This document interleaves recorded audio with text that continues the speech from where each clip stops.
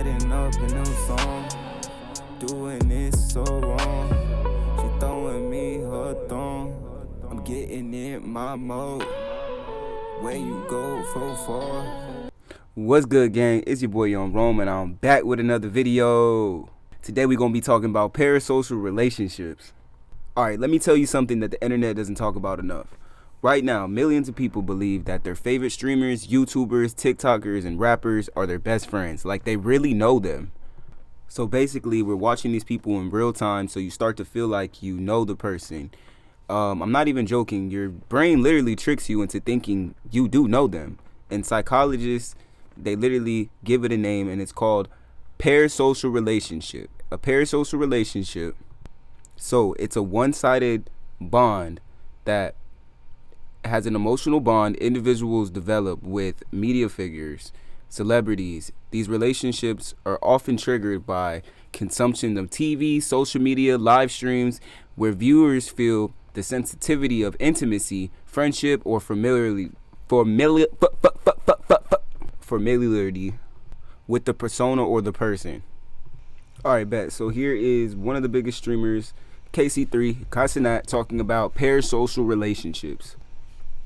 Scary. Explain parasocial. It's just like when you think you just know, like when you're so invested into somebody's life, like as if like you know them and you really think like y'all friends on some shit. Lines start to get blurred, right? Yeah, like it starts to get like, okay, bro, like you wildin', bro. So it's like so like what that is like, since I'm in front of the camera 24/7 and people and people share almost a lot of your life. Like it gets actually scary. All right, bet. Let's think about it for a second. Your brain evolved thousands of years ago, and back then humans lived in tribes, maybe 100 people. So your brain was built to recognize faces, voices, and personalities and build real relationships with them. But now you can watch the same person on the internet for 8 hours a day, every day, for years. So your brain starts processing them as real people in your life, and then you start to think they know your personality, they know your jokes, they know your habits, they know your emotions. So your brain goes, yeah, I'm gonna call him my homie. When all in reality, the person that you're watching has no exact idea that you even exist.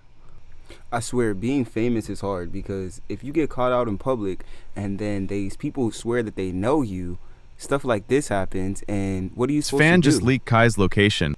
Me and Kai Cenat out here at Circle K. Yeah, come on, bro, you gotta be discreet, my nigga. You saying everything out loud. That's true. We in Florida. We're in Florida? Yeah, we in Florida. All right, say hello to Jeremiah, Reese, and Mason. How you doing, Jeremiah? Mason Mason? Mason Mason. Reese and Mason. Reese and Mason. Yeah, Mason Mason. This fan just...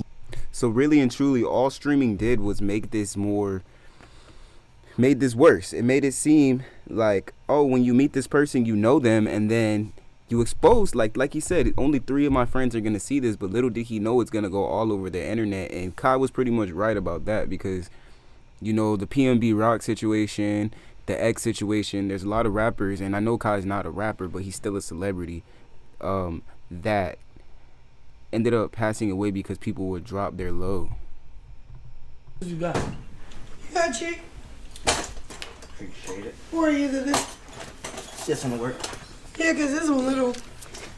He has a chat in his... My bad, Chad. Oh, wait, you put a hole in my wall. You rich. You can fix it.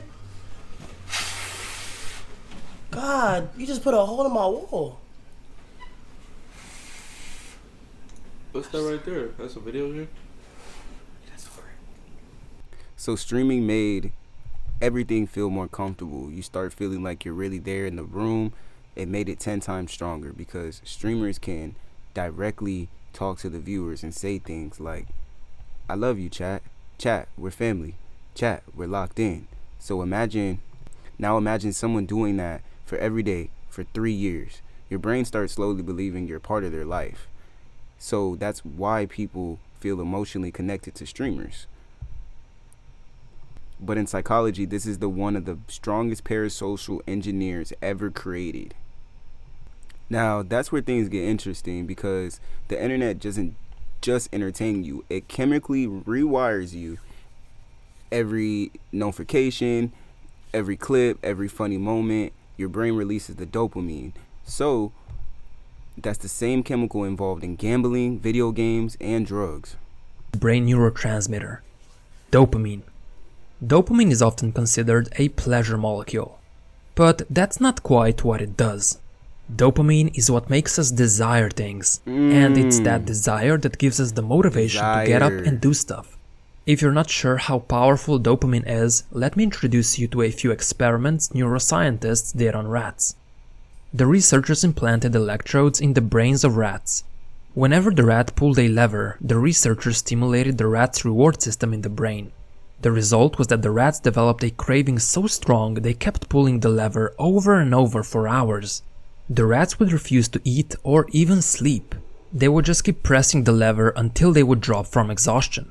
So you see, most people can't even eat without streaming.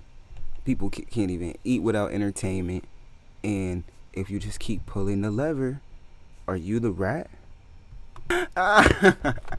Are we just labyrinths?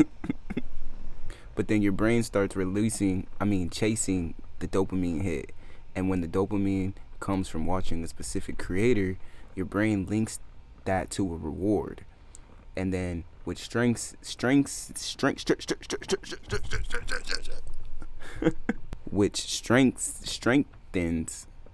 the parasocial bond. But see, here's where things get weird. Come on. All right, lock it. We gotta go through 10 Texas speeches. 10, yeah. 10. All right. Come on! How fast this chat is going. Most of them feel like we're sitting here really in the room. You can take it off somewhere. Mega donated $1. Yo Kai, when's the next Madagascar movie coming out? Mid. Don't laugh. That was not that funny. It was mid. Alright, bet. So some fans believe that they deserve more attention than the creator or from the creator. So they think, I've been watching this person for years. I donated you money. I supported your channel. So when the creator doesn't respond, they literally personally feel rejected. And from a creator's perspective, they don't even know who you are. What if they didn't even see the message? So you see how fast that chat is going? So that's where parasocial relationships can turn into obsession, jealousy, and sometimes even stalking. Terrifying encounter while live streaming along the Santa Monica Pier. The threats, violence, and a dramatic escape all caught on camera. Fox 11's Laura Diaz live with the latest. Laura. Laura Diaz. Sorry. Yes, what I can tell you at this hour is that police are investigating it here in the city of Santa Monica. Those 3 YouTubers that you're mentioning, they're very popular, and they were live streaming when this all happened. It started out rather innocuously. A young man comes up to them. It's a friendly exchange, but then it quickly turned very negative. Listen. Let's take a picture. Oh, he's so sweet. Order number? I like it. Can I get your number? I don't have a phone. Put your number in mine. I don't know how to use a phone. I'm sorry. Wait. So I'm gonna keep following her. You're gonna have to get in line. There's too many stalkers. I'll kill you right now. Oh, hell So no. what happened first was that he asked for a selfie. The young women complied. They were happy to do it. If you actually look at their body language, they all seem very comfortable. But about 30 minutes later, he comes back and she's already eyeing him. You see her? She's like trying to get their phone numbers. He had changed his clothes, no longer wearing a hoodie, now wearing a Hawaiian shirt, and that's when it got pretty escalated, according to the young women. They said that they tried to get away from him, and when they did so, he threatened to kill them. So at that point, they're trying... Yeah, whoa. So fans meeting celebrities used to be a big deal, and now you feel like you know the celebrity because you've been watching them online. So parasocial relationships actually existed before the internet. People used to develop them with TV hosts, radio personalities, movie stars, but the internet just made it way stronger because the creators are now, they share their personal life, their relationships, problems, mental health, so fans start feeling like they know everything about them. But what you see online is only a small version of that person and not the human being. So parasocial relationships also cause problems for the creators, as in, for example, Lil Uzi went online and he said that The reason that we don't get as much music as we should is because all the people that drop his unreleased stuff, even though it sounds great to us, the fans that really, really want the music, he said that when people go behind his back and drop unreleased, unfinished, unmixed, and mastered stuff, then what happens is the label makes him scrap it. So he only can drop the stuff that everybody never had full access to. And then also you got to realize, being just so big of a mega star, parasocial relationships exist because fans start feeling like you should reply or you should give me some recognition. But you got to imagine having a phone full of millions of viewers, millions. I be thinking about that sometimes, and I'm like, dang, it's honestly impossible to respond to everyone. And if you did get a response, you should just feel like lucky, or even just respect these people for even just respect their craft, you know what I'm saying? And when creators can't respond, some fans feel betrayed, even though nothing actually happened. And that's in all my relationships, my friendships, everything, like things that I go through with other people, like real life shit. Like, I see the good in all people. And I wish people saw all of the good in me.